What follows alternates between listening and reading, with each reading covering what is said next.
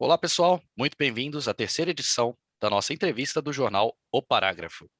Muito contente estou em estar de volta aqui nesse ano de 2021, continuando, dando a continuidade às nossas entrevistas, só que dessa vez com a nossa bancada um pouquinho diferente. Vou passar a palavra para que elas possam se apresentar. Oi, gente, meu nome é Malu, Maria Luísa, eu estou no 10º ano, eu sou nova na escola e estou muito feliz de estar conseguindo participar do jornal e da entrevista com esse grupo. E agora eu vou passar a fala para a próxima participante. Oi, gente, eu sou a Júlia Sofia, estou no 9º ano B. Eu estou muito feliz em participar do jornal e de fazer essa entrevista com esse. Hoje nós vamos entrevistar a Ana Irene, uma psicóloga. Nós resolvemos chamá-la aqui para conversar um pouco sobre esses desafios que nós temos passado durante essa pandemia que nós estamos vivendo. Ana, você poderia se apresentar um pouquinho para a gente, contar da tua profissão e como você atua? Claro. Oi, Lorenzo, eu sou a Ana Irene. Eu sou psicóloga, terapeuta cognitivo-comportamental, formada pela USP, tenho mestrado e doutorado aqui em Ribeirão. Hoje eu atendo crianças, adolescentes e adultos e sou supervisora de estágio, coordenadora de curso, enfim, tenho uma carreira aí. Eu não sou muito nova, né? Então a carreira é um pouco antiga também. Tá. Acho que é isso, assim, da minha apresentação. Deixa eu ver uma. Bom, vou seguir com algumas perguntas aqui. Por que você decidiu seguir essa carreira e como é a sua atuação? Tá. Eu decidi ser psicóloga com 17 anos, né? Quando eu fui fazer meu vestibular. Eu sempre gostei de gente, sempre gostei de pessoas, gosto da mente humana, né? Gosto de saber como a mente funciona, como as pessoas se comportam, o que elas sentem, o que pensa, como dá esse processamento de pensamento. Sempre fui interessada. E aí cheguei na faculdade, tem um monte de coisa na faculdade, né? Não é, a carreira é muito mais ampla do que isso. Então, fui estudar mais percepção, fui estudar cognição humana, e depois do doutorado, fui fazer psicologia clínica.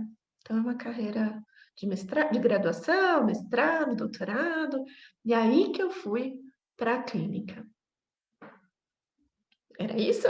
Consegui te responder, Julia? Ah, bom. Eu só queria perguntar agora, interrompendo Malu. um pouquinho, Claro. como está a sua atuação agora durante a pandemia? O que mudou agora? Porque para você deve ter mudado bastante, porque a profissão de psicóloga é uma profissão de bastante contato, né? Com você e o paciente. Então, eu imagino que deve ter mudado bastante. Como é que foi? Malu, mudou muito, né? Desde a nossa forma, né, de atuação, que antes era presencial, e agora tivemos que nos adaptar ao online, né? Eu já fazia alguns atendimentos online antes, porque eu tinha muitos pacientes de fora, de longe, de onde era o consultório, então eu já prestava esse tipo de serviço antes. Mas, de repente, a nossa vida fica toda online. Então, tem uma adaptação importante, tanto de como a gente atende essas pessoas, né? Como a gente atende nossos clientes de maneira online. Outra coisa é que a demanda aumentou muito, né? Então, a demanda para a psicologia aumentou muito. A gente costuma falar que a gente tem uma pandemia de saúde mental em paralelo à pandemia Covid, que as demandas de ansiedade, de depressão aumentaram muito. No início, até a gente do laboratório do qual eu faço parte, a gente prestou alguns serviços de grupo para profissionais da área da saúde, né? Então, tiveram várias atuações, várias novidades, a gente teve que se adequar, mas também atender demandas específicas em decorrência da Covid. Então, mudou muito. É a vida de todo mundo, né? Você se adaptar com criança em casa, não tem escola, né? Tudo de casa, mudou bastante. Foram muitas adaptações. Hoje está mais tranquilo. Puxando esse gancho, né, de tudo online, esse choque que a gente teve, né? Umas 2 semaninhas para dar uma controlada daquele primeiro paciente, aquele primeiro caso de São Paulo, né? A gente está aqui caminhando para quase 2 anos de quarentena, basicamente, né? Você acha que o que mais acaba prejudicando as pessoas na pandemia? Talvez o medo, esse receio por estar acontecendo tanta mortalidade e ter um vírus perigoso circulando Uhum. por aí, um inimigo que a gente não consegue ver? Ou você acha que a questão do ser tudo online e a falta de contato, do convívio, né, social tem Uhum. afetado mais do que isso? São várias coisas nos afetando, Lourenço. Então, sim, tem o medo de ficar doente e o medo, de alguém próximo ficar doente e de você ter perdas humanas. Isso deixa a gente tenso, é um estresse imenso, que se a gente for pensar nos profissionais da área da saúde, isso é mais intenso ainda, tá? Tem a questão do isolamento social, que a gente, na verdade, perdeu muitas coisas que antes diminuíam o nosso estresse. Então, além do fator doença ser estressante, algumas coisas como atividade física, conversar com os amigos, sair, né, passear, viajar, reuniões, a gente teve que parar de fazer. Então, muitas atividades que de alguma forma manejam o estresse nos foram retiradas. E a gente ainda tem um terceiro estressor, que é a questão de que nem todas as atividades podem ser feitas online.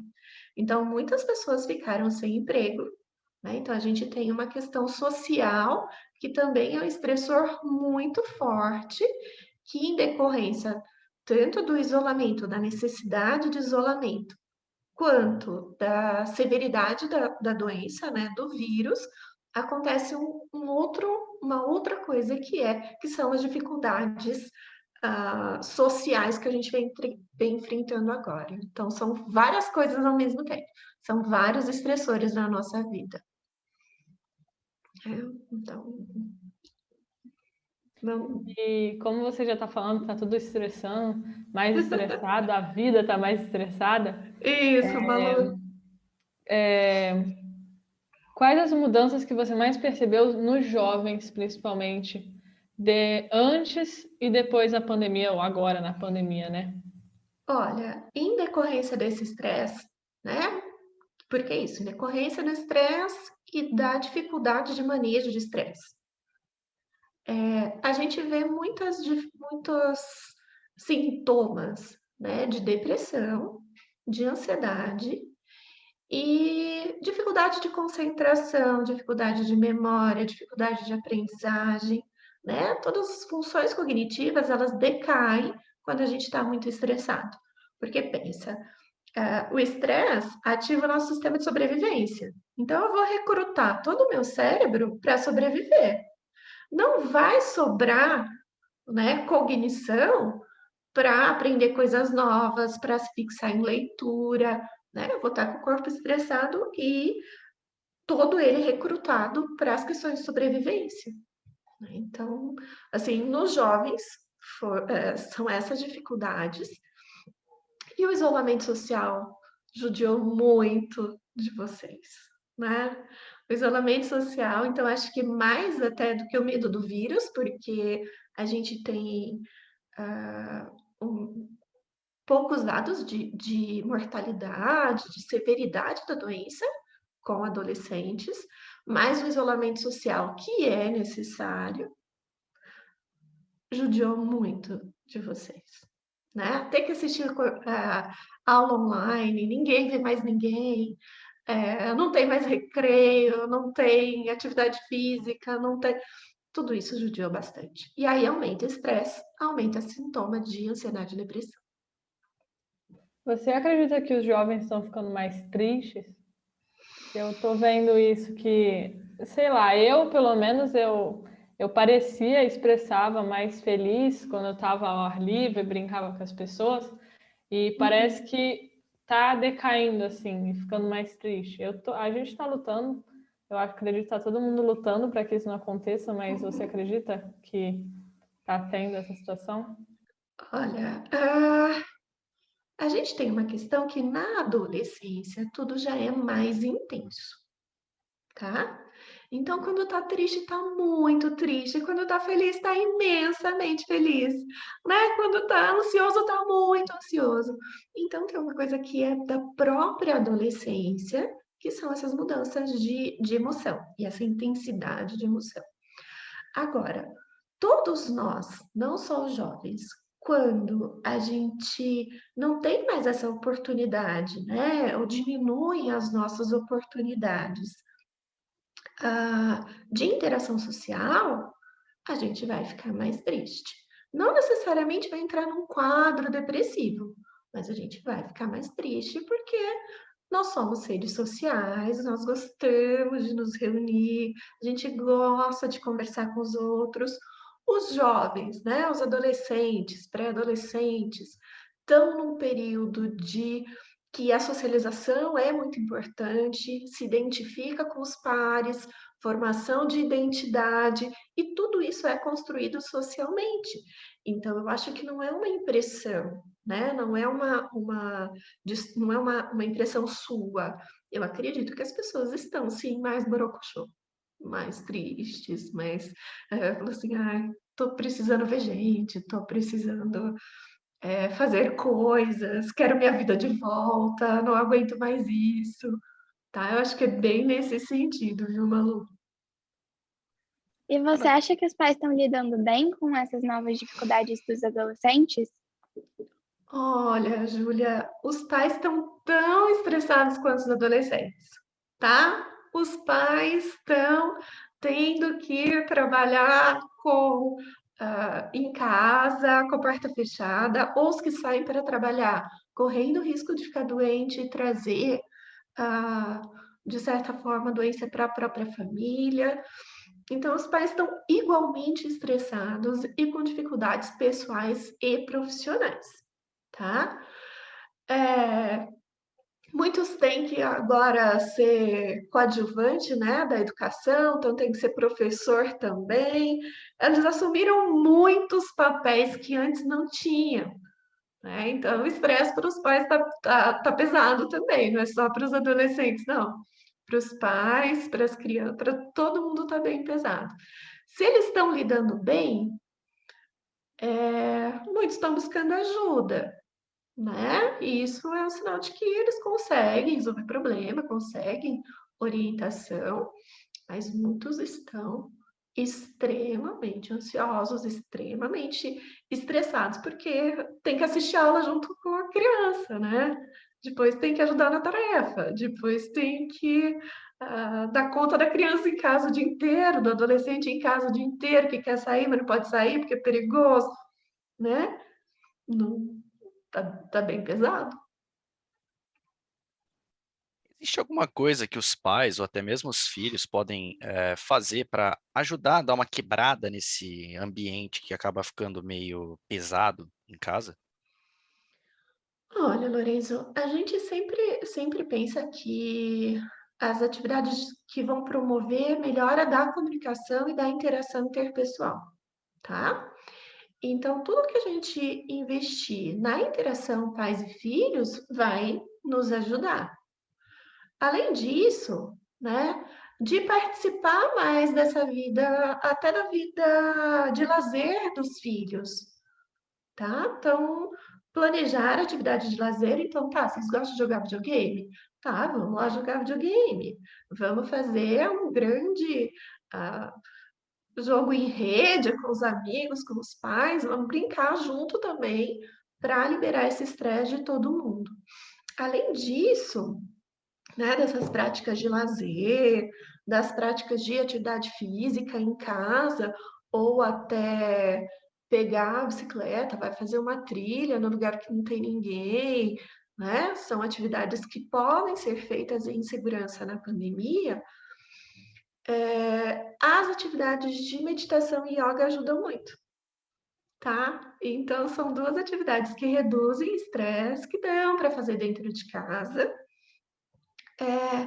e que se fizer pai e filho, né? Pais e filhos e filhas ajudam bastante. Mas eu sempre falo que é melhorar a interação, melhorar a comunicação, fazer uma comunicação cada vez mais respeitosa, empática e honesta, que isso tudo vai ajudar muito e não vai ser mais um conflito, né? Mais um fator de estresse. Né? Então tem lá, já estou na escola online, já não vejo meus amigos, já tenho que trabalhar em casa, já não vejo ninguém, e ainda entra em conflito com os filhos. Então, toda essa mediação, pais e filhos, é bastante importante. Essa comunicação saudável é bastante importante. Bom, Era isso, aí... Lorenzo? Desculpa. Era isso? Perfeitamente. Tá bom. Bom, aí a gente fez algumas perguntas, a gente enviou algumas perguntas para uns adolescentes, porque essa entrevista é para um geral, mas como nós somos adolescentes, a gente queria abrir um pouco essas perguntas, porque tem muitas pessoas sofrendo, nossos amigos sofrendo, e às vezes eles queriam fazer algumas perguntas que eles não têm condição de fazer para um psicólogo, então a gente está aproveitando aqui. Então, eu vou começar com uma pergunta. Foram perguntas anônimas, então eu não sei quem fez. E eu vou começar perguntando. Já tiveram duas que você já respondeu, então eu vou dar aqui.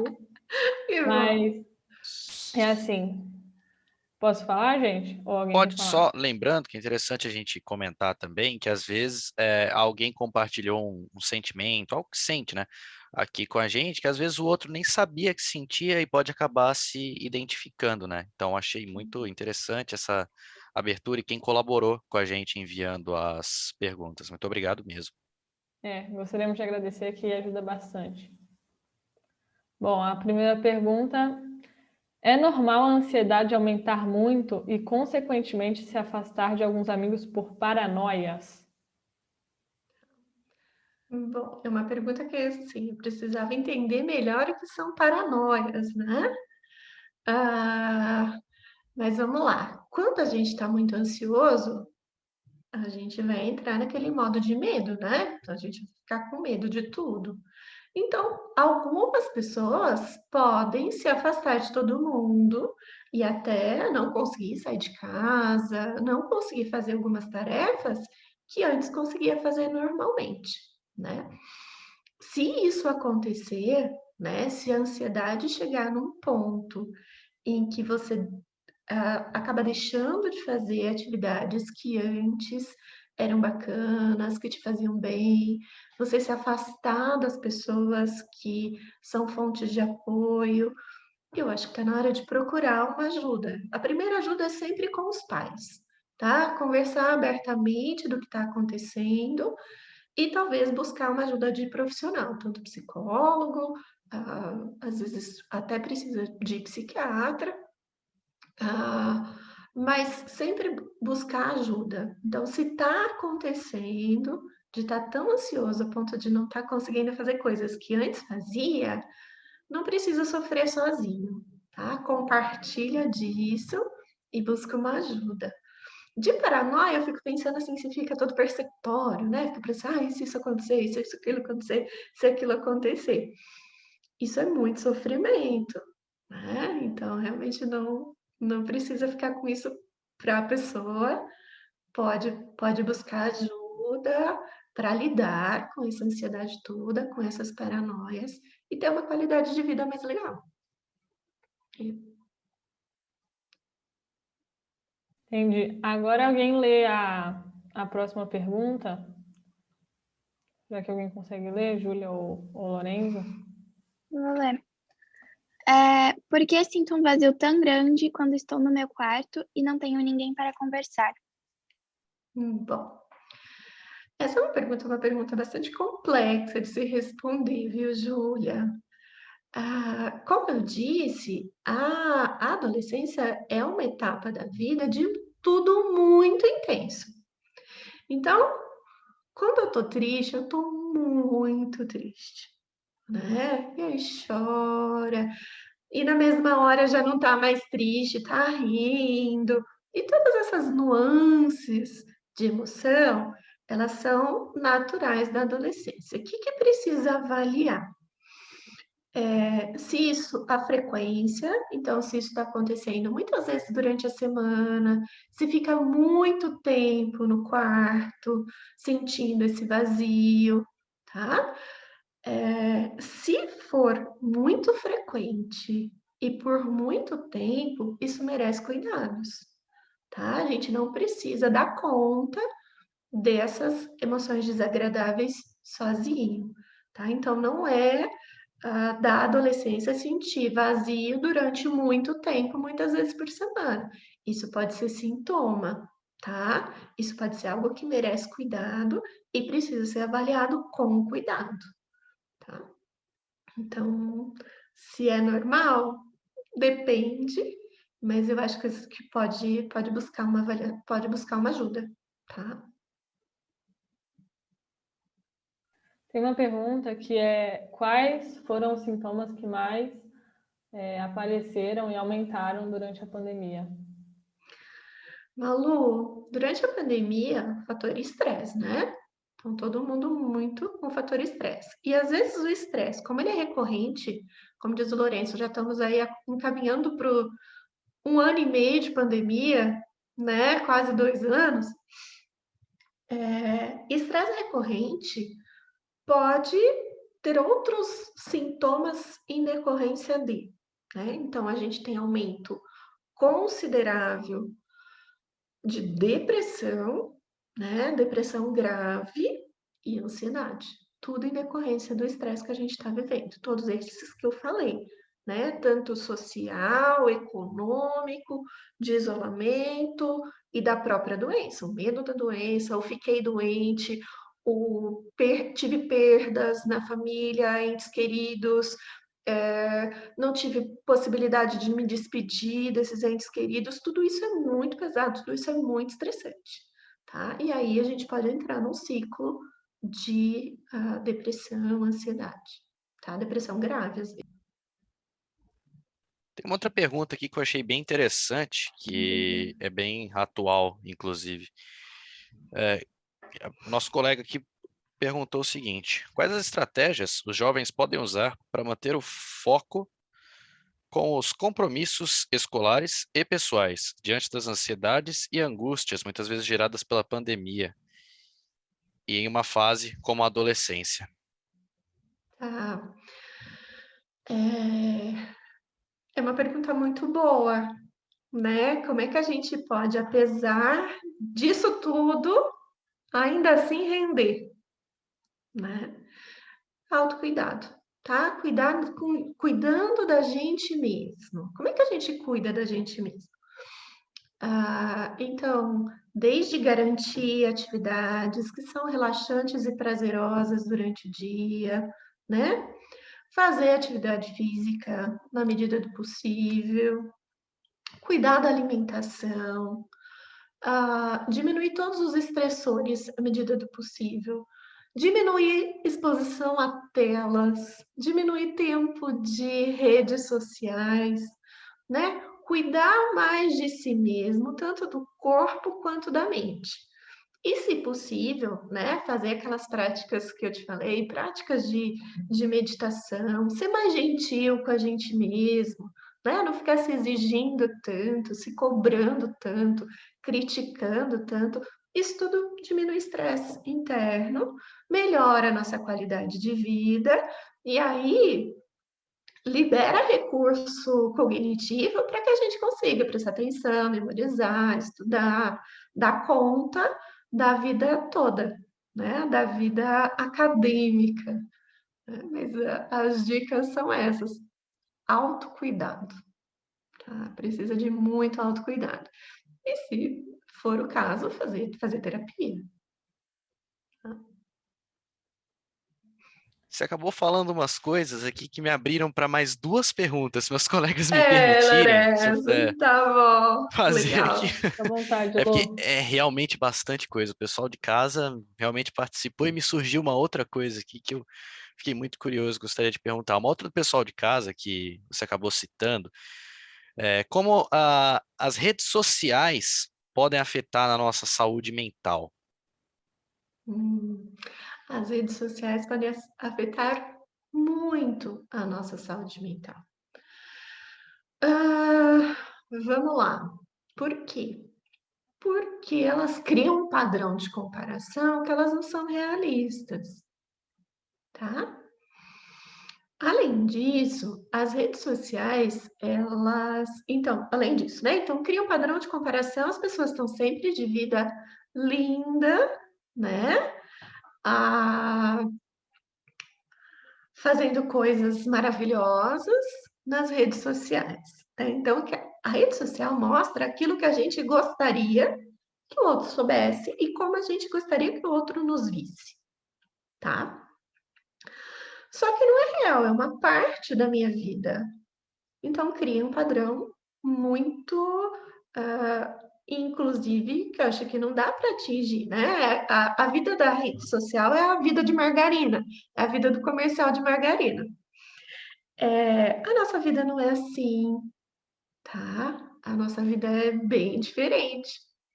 Outra coisa é o tanto que elas são adictivas, né? O tanto que curtiram lá a minha foto ou meu post.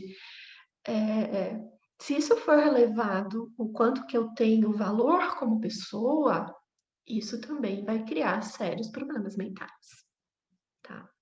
Outra coisa é que então elas são adictivas, né? A gente pode, hoje tem tratamento para adicção, né? Dependência de internet, dependência de redes sociais.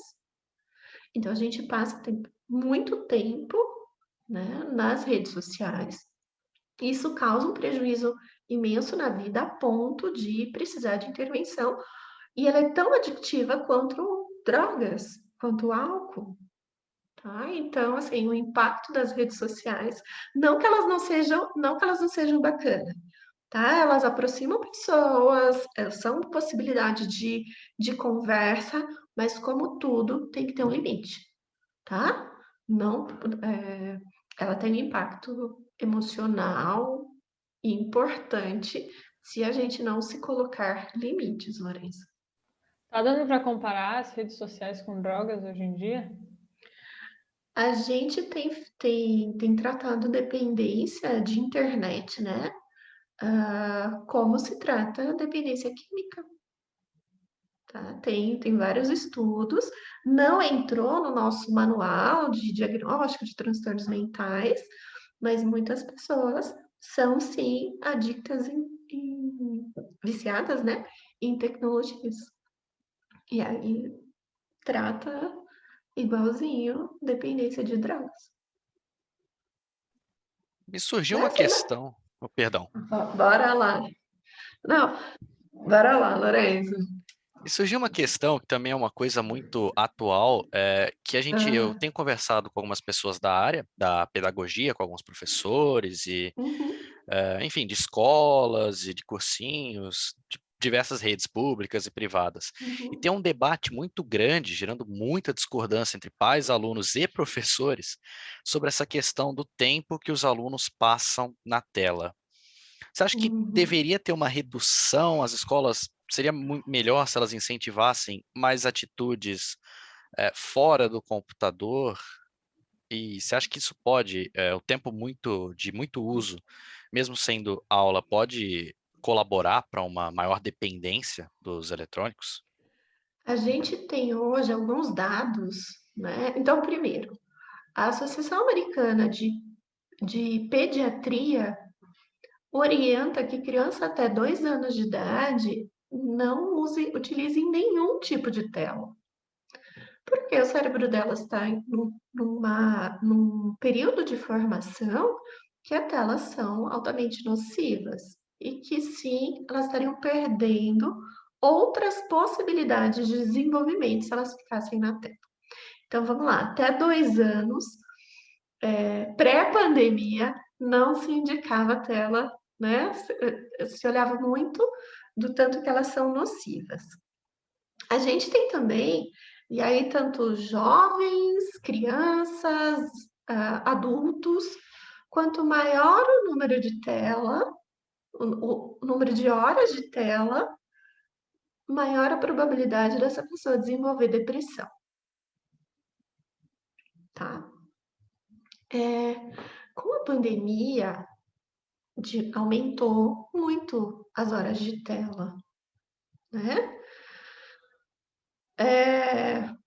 Fica bastante delicado, Lorenza fala assim, nossa, mas será que é melhor, então, eu nem assisti aula, porque senão vai ser muita hora de tela?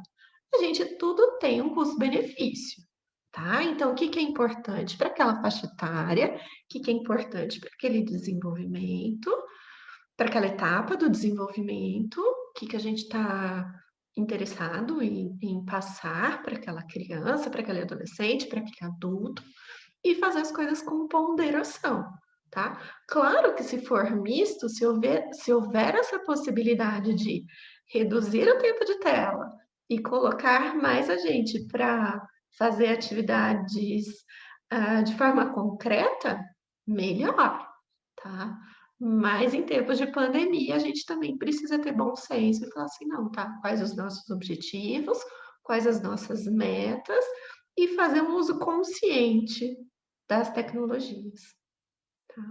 Porque Mas sim, então, desculpa, mas então você acredita que a escola possa estar aumentando a chance de uma pessoa ter depressão? A escola, no caso dos alunos, adolescentes, mas o trabalho, em exceção, na frente da tela, pode estar aumentando as pessoas a terem depressão, ansiedade, estresse? olha, eu acho que tudo em decorrência da pandemia e não do tempo, não é a tela em si, tá? Ah, mas quando a gente tá em aula, então vocês estariam em aula ou presencial ou online? O que que muda no online? Bom, hoje estamos todos com câmera ligada, mas normalmente as câmeras não estão ligadas. E aí a interação social, que seria algo bacana da aula, a gente perde, tá? Outra coisa é a nossa capacidade de prestar atenção em algo que está numa tela, requer muito mais do nosso cérebro do que se eu tivesse presencial, né? Porque aqui, por exemplo, vocês estão vendo só meu rosto. Eu estou loucamente aqui gesticulando, mas vocês não me veem. Então, toda essa linguagem não verbal, a gente perde. Então, fica muito mais difícil aprender conteúdo, né? Ou passar esse conteúdo. Então, imagina, o professor que fazia todos os experimentos, que se debatia lá na frente, que levava vocês para o campo, que fazia isso, fazia aquilo, de repente tem que fazer tudo online. Então, não é que a escola ou a aula online está deprimindo as crianças, não é isso. Mas a gente sabe que está mais difícil aprender, tá? Tá mais difícil ensinar também, né? Porque às vezes a gente tinha muitas coisas práticas e agora não consegue fazer tudo que a gente gostaria. Então, eu não acredito que seja a escola que está deprimindo, mas toda uma situação que ela é a melhor que a gente tem, né? A escola online é o que é possível neste momento. E o que está deixando as crianças, adolescentes, tanto mais tristes quanto ansiosas, é um conjunto de fatores, tá? Não é a escola, não é a aula online.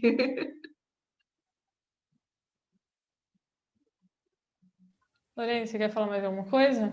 Bom, a gente passou uns 5 minutinhos do nosso tempo, mas, Ana, se não Ok. for te causar nenhum transtorno, alguém gostaria de fazer alguma última pergunta? Tem mais uma pergunta? Se não for te atrapalhar, se você tiver alguma coisa para fazer, a gente pode terminar Pode. aqui. Mas pode perguntar? Pode perguntar. Bora Tá lá. bom. É uma pergunta que eu achei bem interessante, foi bem... A pessoa se expôs bastante, eu gostei, que ele foi bem sincero, ou ela. Hum. Mas é assim, gostaria de perguntar sobre como conseguir aproveitar a adolescência na pandemia. Fazer as pessoas te encontrarem saindo só um pouco de casa, deixando a rigidez com isolamento para lá, mas também de modo correto, com máscara e sem tanta várzea, como se nada estivesse acontecendo. Gostaria de saber o que sugere para se ter essa experiência, em outras palavras, para que a fase atual seja bem vivida por todos nós, e não por poucas pessoas que não e não por poucas pessoas que não são conscientes com a pandemia. Para não fazer falta lá no futuro, quando o ensino médio ou fundamental já estiver acabado na minha ou na vida das outras pessoas. Para essa época não só ser lembrada como uma pandemia e ser aproveitada como outras gerações também conseguiram. Tá. Bom, como outras gerações conseguiram exatamente como outras conseguiram, não é possível. A gente vai ter que fazer assim, tá, o que é possível fazer? A gente não pode ficar mais preso no que é possível do que o que não é. Gente, isso vai passar, tá? A gente vai poder se ver novamente. A vida da gente, por mais que seja intensa a adolescência, mas a adolescência dura até 25 anos, né? Vocês têm bastante tempo para curtir. Então, no primeiro momento, eu fico pensando, eu falo assim, olha, vamos flexibilizar isso aqui, eu tô perdendo um ano da minha vida. Assim, não, eu tô cuidando de mim e das pessoas de quem eu gosto, tá? E como é que eu faço isso? Respeitando algumas regras sanitárias, tá? Então, no momento em que a gente precisa sobreviver, algumas coisas vão ficar em detrimento, né? O que a gente daria de dica, então? Faça mais chamadas online, joguem online, né? Joguem uns com os outros, brinquem, façam chamadas, planejem atividades sociais que são possíveis à distância, né? Planeje coisa com seus pais, com pessoas com quem você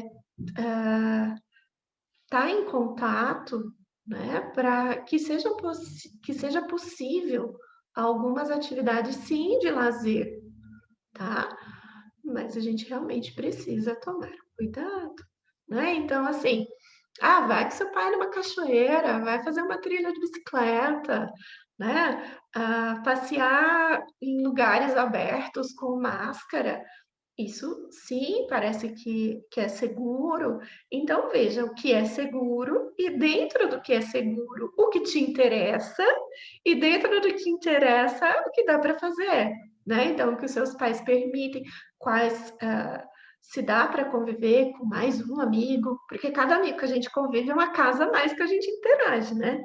Então, se a gente, 6 amigos, é a mesma coisa da gente juntar 6 casas. E aí, acho que é muito, né? Mas de repente ter uma pessoa que é mais próxima, que a gente conversa, liga, de vez em quando passeia ao ar livre, de máscara. Eu acho que são essas atividades que hoje são possíveis, tá? Essa fase vai passar, vocês vão poder aproveitar muito da adolescência de vocês ainda, muito das oportunidades que a vida dá. Como eu disse, na adolescência tudo é muito intenso. Então agora parece que estão tirando a minha vida, que estão empreendendo em casa, que eu não posso fazer nada. Calma, calma. Aquele famoso 880. Isso, Júlia, muito bem. Né? É o famoso 880. Então, a gente fala assim, tá, dentro de tudo isso, o que eu ainda posso fazer? Né? O que essa situação permite para eu ter uma vida bacana, tá? Para eu curtir a minha vida sem sem me prejudicar, nem prejudicar ninguém, tá? Então, não vai dar realmente para fazer algumas coisas que a gente fazia até fevereiro do ano passado. Mas daqui a pouco vai poder de novo, tá? Eu acredito nisso. Eu acredito que vai poder. Eu acredito que a gente vai retomar, que a gente vai se abraçar, que vai se ver. Eu acredito, tá? Então, na hora que isso for seguro, né? Então, acalma para deixar essa onda passar, né? E a gente conseguir, com serenidade, conseguir aí curtir muito da adolescência de vocês, de todas as formas. tá? Mas vai passar. Loreisa, Júlia, Malu, pela conversa de hoje. Queria agradecer também todos os que enviaram perguntas. É sempre muito bacana aí, né? Vocês serem porta-voz de outros jovens também, de outros adolescentes, tá? Então, queria agradecer o convite de estar aqui hoje e gostaria também de agradecer todas as perguntas desse bate-papo que a gente teve, viu? Obrigada.